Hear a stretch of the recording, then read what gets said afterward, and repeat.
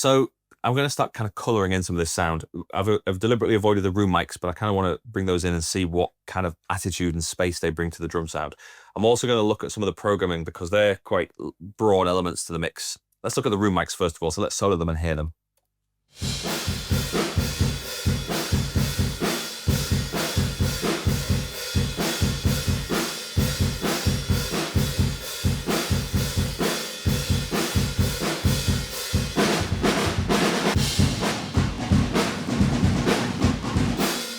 I actually remember now recording the drums for this song in the middle room of the Motor Museum, so in what we kind of call the wooden live room because it's covered in wood panels. It was at the point I think I was experimenting with that room a little bit. So there's no stone room mics, which is kind of quite unusual for me, really. It sounds like the door to the stone room is open because there is some of that decay on there, but there's not enough for me to think that microphone was in the stone room. A bit more cymbal than I would appreciate, but there is a good sense of trash and of kind of energy that I quite like. So I'm going to just play around with the EQ. It sounds like they've been compressed to some degree. I forget how much I would have done there, but it sounds like there is a compressor happening on the way into those somewhere. But I'm going to see if I can knock back some of those cymbals, duck them out, and just bring out some of the mid-range kind of trash and dirge in the middle. Let's see what we get. And I find it easier to just do one side, and I'll apply that to the other side as well.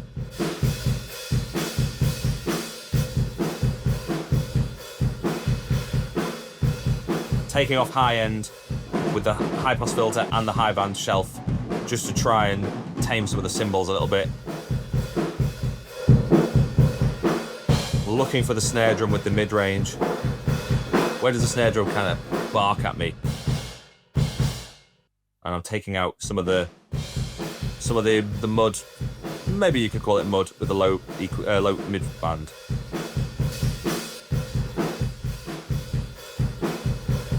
I don't want to take out too much and lose all the kind of dirge of the room though.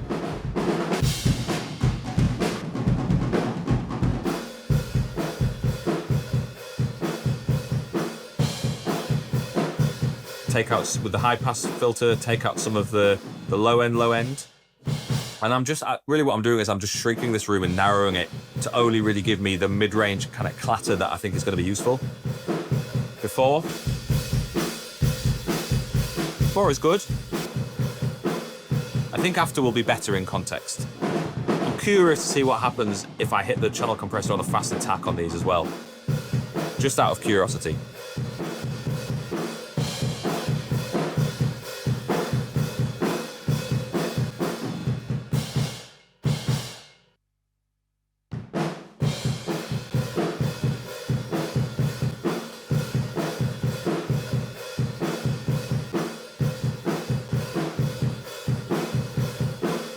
Right now, I like it, I think. I don't dislike it. It just makes the room sound hang in the air a little longer. So I'm going to apply that to the left-hand side as well.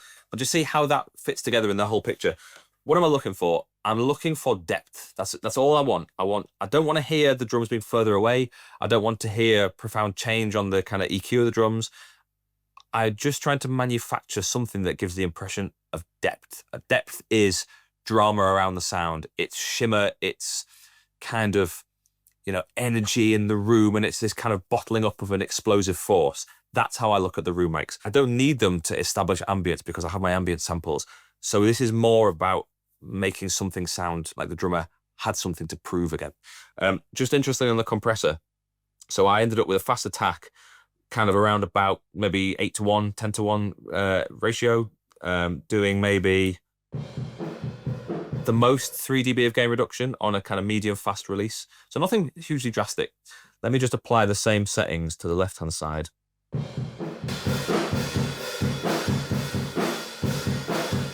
Before that, which is cool. That's after. I feel like, even though we will all say that's a lo-fi or a more lo-fi sound, I think in the context it will shrink to fit an area of the mix that's more valuable. Let's find out.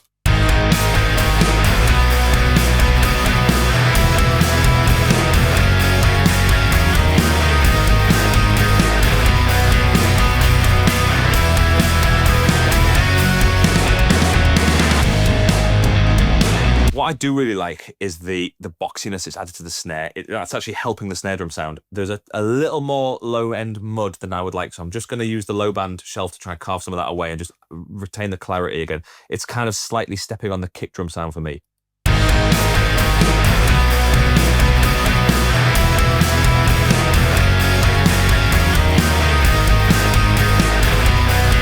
allows me to feature them more. Off. Room mic's off. Room mic's on. That snare just has way more vibe about it now. And that's how I ended up making them sound. Again, the 4.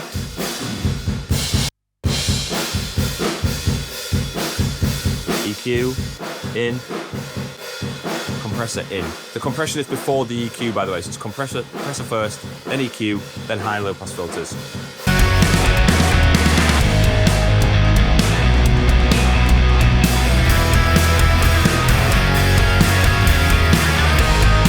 The next thing I'm going to quickly look at is the toms, because there's quite a profound tom section, which I'm just going to skip to here. Rack. Floor. So this is a no-brainer. They sound cool. I'm pleased that there's enough energy and can impact and oomph in the toms. All I need to do is balance them, make sure that they're tight, as in the floor tom side maybe has a little more low-end decay than is necessary.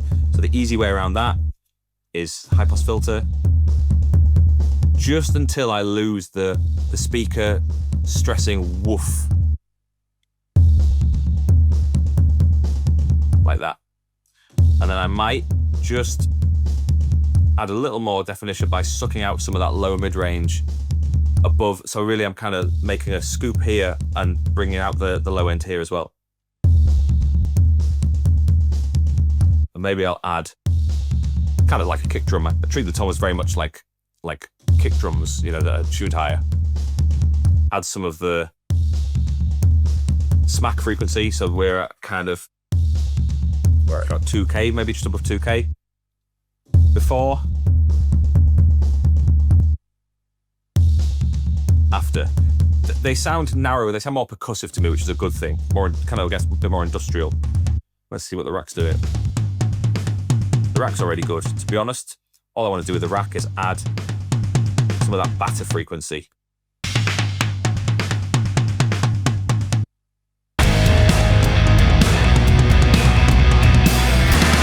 And then in context, check phase.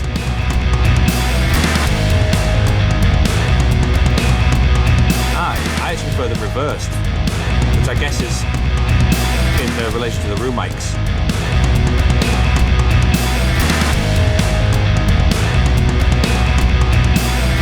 Again? No, I don't. I prefer the natural way.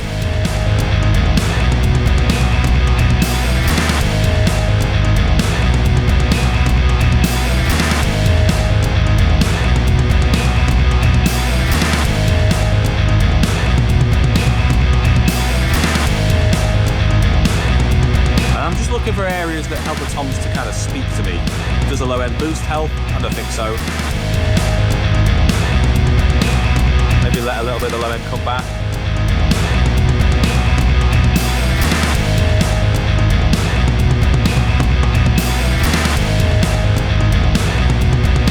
Actually, curiously, in solo I preferred it without some of that lower mid-range, but in the context I prefer actually adding it back.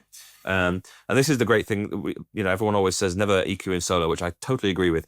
Obviously here I'm working on things individually to try and demonstrate some of the decision making and the processes, but in reality most of this will be done with all the individual layers in at the same time, kind of building on top of the things I've already established rather than stopping soloing. But this is a good way to still kind of demonstrate the process. And I'm just balancing the toms so the stereo image feels balanced and good. Let's go back to the start of the chorus and hear what the whole thing sounds like.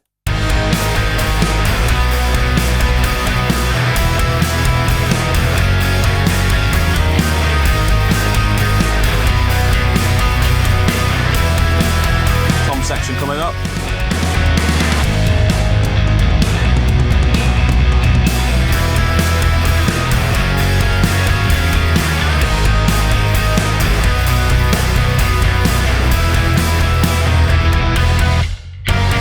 feels good.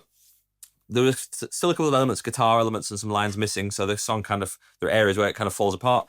The other thing I'm noticing is I'm chasing around the low end, so I'm constantly finding times where I listen where I want to turn up the low at the bass, and then other times where I want to turn down the bass, and I'm kind of I've not found the balance yet, but the times where I have got it, it feels really good. This is a great case for getting the automation on quite soon, because I can start, rather than having to manipulate the sound of the bass too much, which I quite like, and I think it serves a good purpose. I don't want to really limit it. I don't want to compress it any more than I need to. I could get everything I need just from riding the volume and automating it so that it's loud enough when it needs to be and it's quieter when it doesn't need to be. This is something that I think is so easy when you're mixing on anything other than an automated console to forget or to move past, and it's such a valuable tool. I'm going to establish a couple more elements. I want to look at the pad part from the chorus. There's a couple of extra guitar lines that kind of fill in the gaps in the chorus, and then I want to look at the lead vocal. At that point, I will probably start to develop the automation kind of quite soon. Let's look at this pad part first. So it's this kind of semi-lo-fi, kind of slightly muted, rolled off, shimmery, tremolo kind of sound. In the context,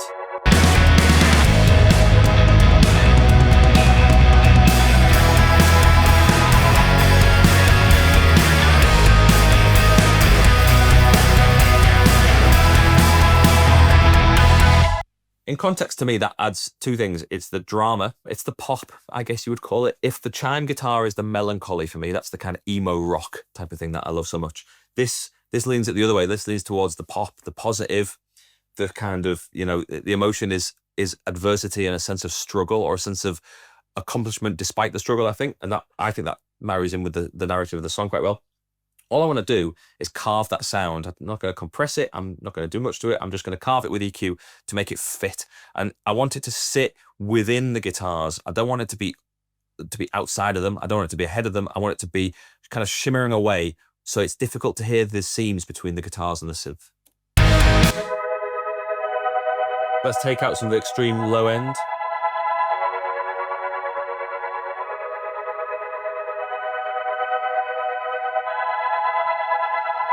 Before. There's actually no low end really to take. I'm kind of just doing this more through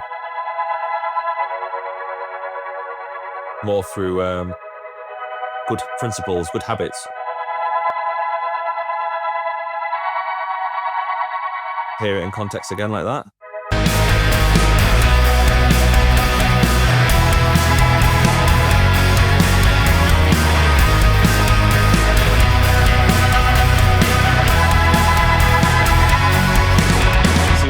Right at the top.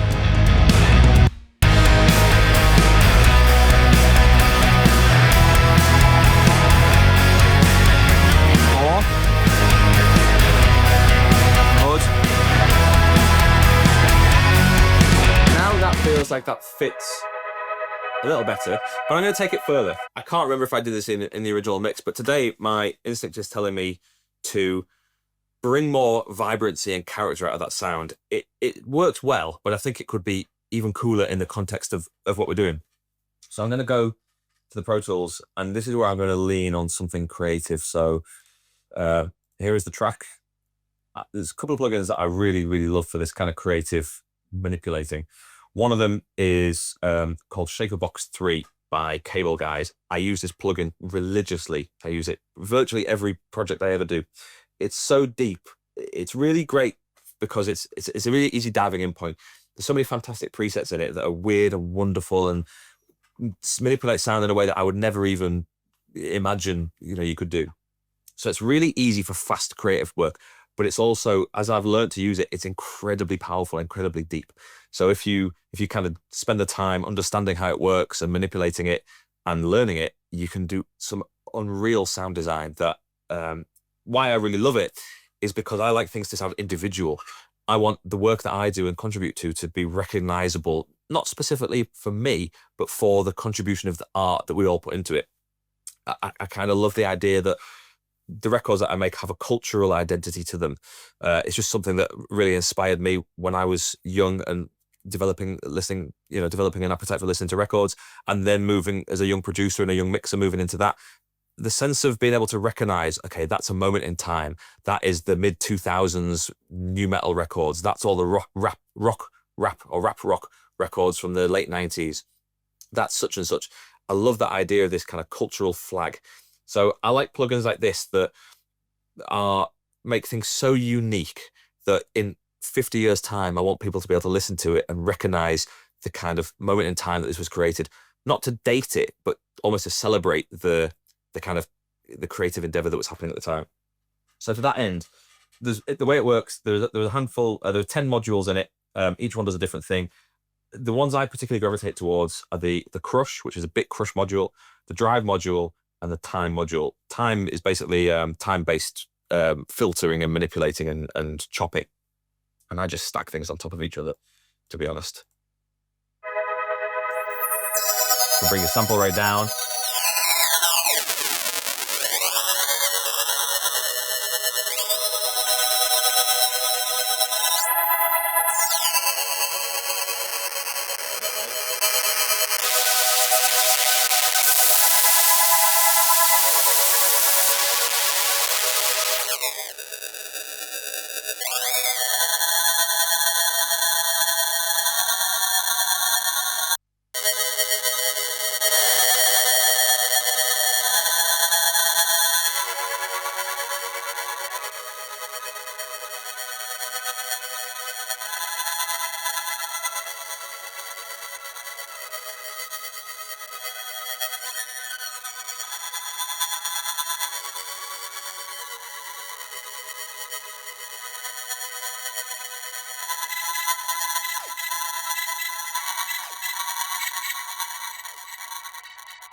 Even just reordering them can change things quite profoundly.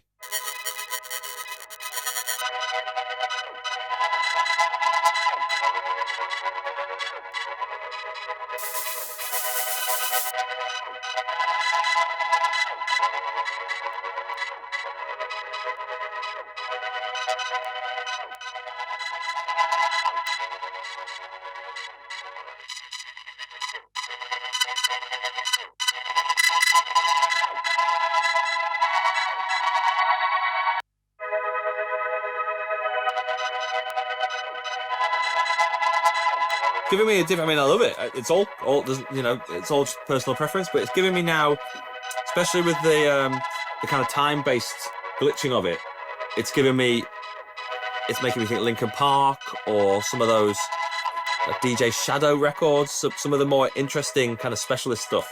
I'm curious to see how that blends in the mix.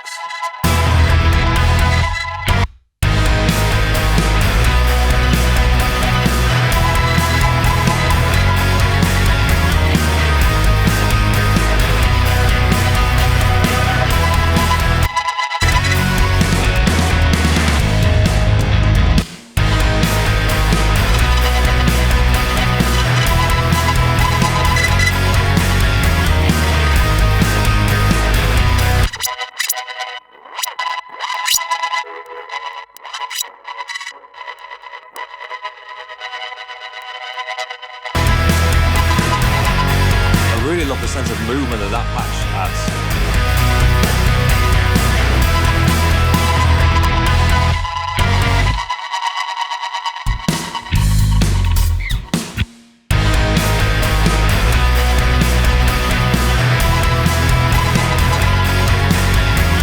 Feels good. I think the next thing, I need to jump over to the other side of the guitars for some of these lead riffs, the bends and the clean guitar, and just make sure I'm kind of filling in the gaps.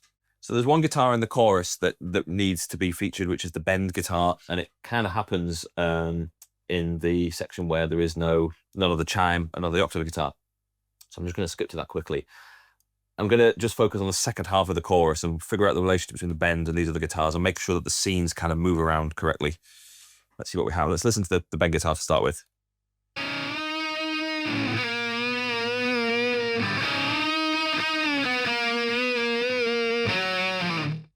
So it sounds urgent and it sounds desperate and under duress, which I love. Let's do the same as we did with the other lead guitars. Let's take out unneeded low end.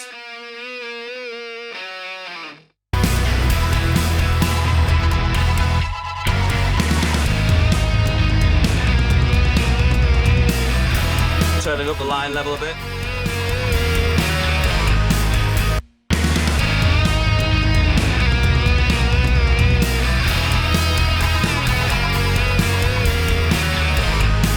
Just very, very quickly, very roughly, taking out everything below, basically everything below 150 hertz.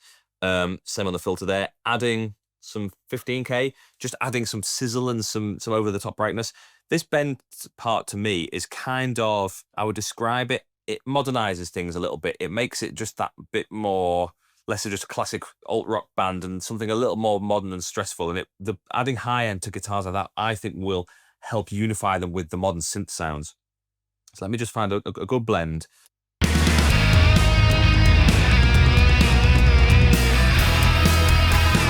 And a good pan position.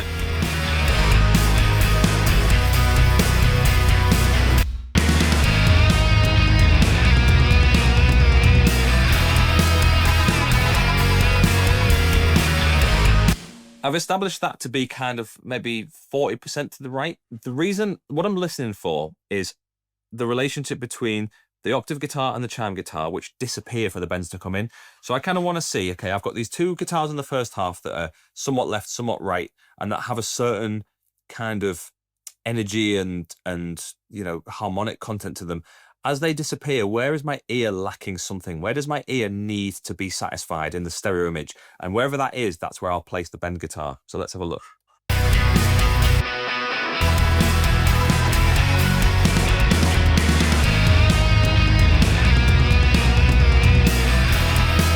Kind of like it there.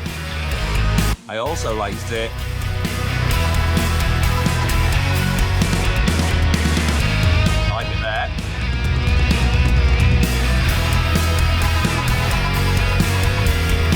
Interestingly, putting it on the right allows the shimmer of that synth part that we messed around with, the kind of stutter part, to poke through over here. It's curious because this is such a basic decision to make. Where do you pan something? And it would be easy to go up the middle, hard left, hard right, and not think about it. But actually, these details, I think, are what make the mix go from being a sonically pleasing mix to an emotionally engaging mix where I'm satisfying my urges and needs as a listener for different elements to come through and kind of appease what my appetite needs. The panning position that may change when the vocal comes in, but right now I'm going to slot it in on the left where I originally said that I liked it.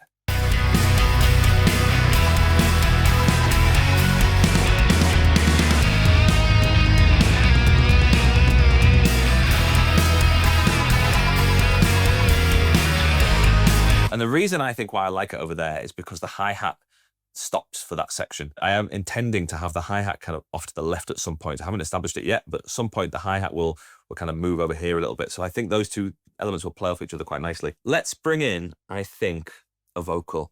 And let's hit that section of the mix where we start to look at what actually really matters, which is Josh and which is the vocal. I want Josh, or any singer, but I want them to feel like they rule the world. You know, I want them to have authority. I want them to have loads of depth.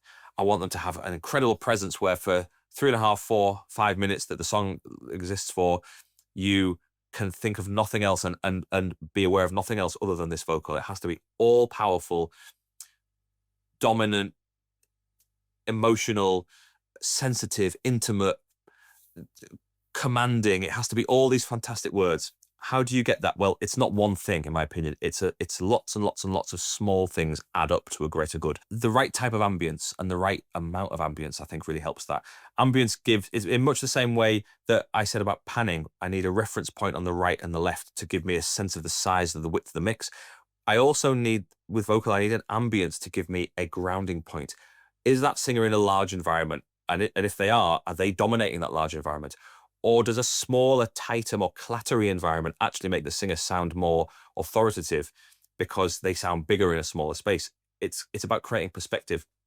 I'm also going to use the echo to give me a sense of decay, sustain, and kind of like, you know, provenance. And I'm going to use the stereo wideners, whichever I use, whether it be the Dimension D or the H3000, to take that vocal and broaden it and give it this halo of space around it. So I'm just going to start. Let's see if I add things, how things feel. Let's start with the Dimension D. Oh, Gemini! Did it take so long to find out why? Already sounds more expensive. Twice. I wish we didn't have to find out. Once when you know what you've had is lost. Let's say the H2000. And your heart has to pay the cost. Oh, so that's definitely has more movement in it. It's more overt. Didn't have to find out. What it does do that I don't love is it blurs the center. It takes away the imaging in the middle. I can't quite pinpoint where Josh is, so I don't know if that's the right texture for this. Oh, Gemini, did it take so long to find out why? But I do love this. That's the dimension D. I wish we didn't have to. I also have once when you know what you found. A very long reverb. Again when your heart has to pay the cost. Oh, Gemini, which is interesting. I wish we didn't have to find out. I have the kind of more traditional plate sounding reverb. Oh, Gemini, did it take so long to find out why? You died twice. That's kind of interesting because that makes Josh sound lonely. It makes him sound like he's on his own in a large environment with no audience, which sounds sad to start with for an artist. But actually, I like the way that it sounds lonely. And if I put Josh and the chime guitar together like this. Oh, Gemini, did it take so long to find out? Now that sounds cool. You died twice. I wish we didn't have to find out. Now I'm hearing signature and I'm feeling things and I'm hearing emotional trigger points that are starting to tell me how the mix needs to be now. That reverb, it sounds innocuous to think, well, how can a single reverb send change the feel of a song? But it is as powerful as that. Especially, this really illustrates why I am a devotee of mixing this way. Very disciplined, very simple, on a console, very little, not many tricks, not much going on, not complicated. I clear away all the noise and the distraction and I just get to the heart of the emotional response to the music. That's why a simple reverb send to a plate style reverb can completely change my perception of how the song feels. I also have the room reverb, which is the PCM 90 from the drums. Let's hear that. Oh, Gemini, did it take so long to find out why? You died twice. I wish we didn't have to find out. Oh, Gemini, did it take so long to find out why? It just adds a certain shimmer, but it also adds a certain blurriness that I don't like. I kind of like Josh to be pinpoint right in the center. I did love that plate though. The last thing is the echo, so the Roland SDE 2500. Right now it's set on a 50 millisecond slap. Let's just hear what it does. Oh, Gemini, did it take so long to find out why? You died twice. I wish we didn't have to find out. Once when you know. It's cool, but it's not the sound I want today. This sounds too rock and roll, and I don't want rock and roll. I want melancholy, heartbreak. So I'm going to go and adjust that. I'm going to change that into a quarter note delay, which is more typical for me, really. It doesn't have tap tempo and it doesn't have MIDI sync or tempo sync. So I do it the old-fashioned way, where I get the calculator. And I do 60,000, which is, there are 60,000 milliseconds in a minute. So 60,000. And I divide it by the beats per minute of the song, which is on average 130 BPM. So that's going to give me the length in milliseconds of one quarter note, which is 461.5. So I'm going to go set the delay to 461 milliseconds and I'll be right back. There is some regeneration on it, some feedback, and there's definitely a lot of chorus. Let's see what that's like now. Oh, Gemini, did it take so long to find out why? You died twice. I wish we didn't have to find out. Once when you know what you've had is lost again. The quarter note feels awkward actually to me. I wouldn't mind just chopping that in half. So there is conveniently a half speed button on that. So we're down to an eighth note. Oh, Gemini, did it take so long to find out why? Not bad. I actually think it could be the amount of chorusing is making that kind of ugly. But something I'm going to do as well, I'm going to just put the vocal on and play manually with the delay time and just find a pocket and a swing that it feels good at. The eighth and the quarter they felt fine, but they didn't really give me the swirl that I was hoping for. So let me go and play. Oh, Gemini, did it take so long to find out why? You died twice. I wish we didn't have to find out. Once when you know what you've had is lost, again when your heart has to pay the cost. Oh, Gemini, I wish we didn't have to find out, This is music to cry to when you shouldn't be crying. Tears fill up my teacup, so much I can drown in them. Now I'm looking at the mirror trying to catch my face, coming down off the chemicals to feel my pain. Oh my.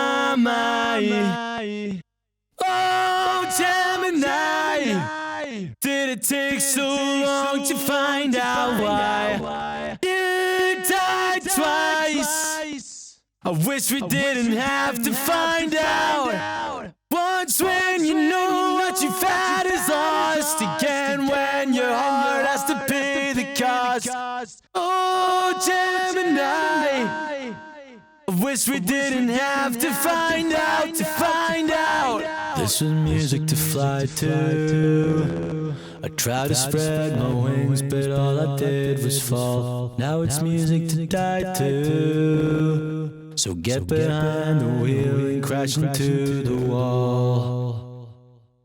I've ended up for no particular reason, just because it felt nice. 234 milliseconds, a lot less repeats, no chorusing, and taking the input down on the delay as well, so I'm not driving it so hard. That just, for some reason, just felt better. Let's see again. Oh, Gemini, did it take so long to find out why? You died twice. The other thing I would do is, that's quite full range, that delay. I'm going to filter it, so I'm going to take off the low end, take off the high end, and just try and slim it down and make it sit behind Josh as this kind of shimmering decay rather than as an overtly obvious echo. Oh, Gemini, did it take so long to find out why? You died twice. I wish we didn't have to find out. Once when you know what you've had is lost, again when your heart has to pay the cost. Oh, Gemini, I wish we didn't have to find out. Oh, Gemini, did it take so long to find out why? You died twice. I'm panning it, just looking for where it fits well against Josh. Oh, Gemini, did it take so long? And then I'm sending it to reverb. Why? You died twice. I wish we didn't have to find out. Once when you know what you've had is lost, again when your heart has to pay the cost. Oh, Gemini. What I do like, though, is sending it to some of that Dimension D to spread it a little bit. Let's hear how it sounds against the rest of the band. Oh, Gemini, did it take so long to find out why? You died twice. I wish we didn't have to find out. Once when you know what you've had is lost, again when your heart has to pay the cost. Oh, Gemini, I wish we didn't have to find out,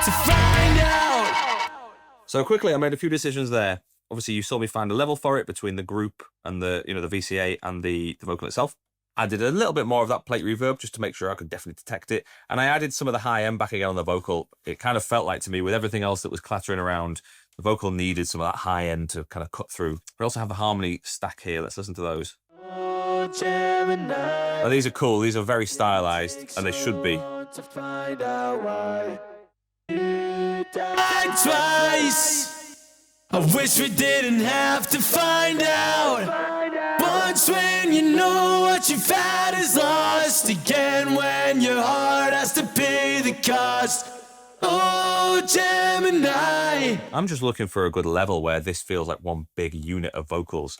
At this point, I don't feel motivated to really touch those very much. Maybe I'm going to just shave the very, very low end off just to make sure that there's nothing happening down there that doesn't need to. So let's just high pass filter to kind of 150 hertz maybe. Oh, Gemini. And then we'll send them to the H3000 just because that's a sound. It's a cool sound. It's a very classic sound that I really like. As sometimes I'll just see if it adds something. If it doesn't, it doesn't. If it does, it does. Oh, Gemini. Did it take so long to find out why you died twice? Not. I wish we didn't have to find out. Once when you know what you've had is lost. Again when your heart. Honest, I just kind of like them as they are. So let's find a blend in the track.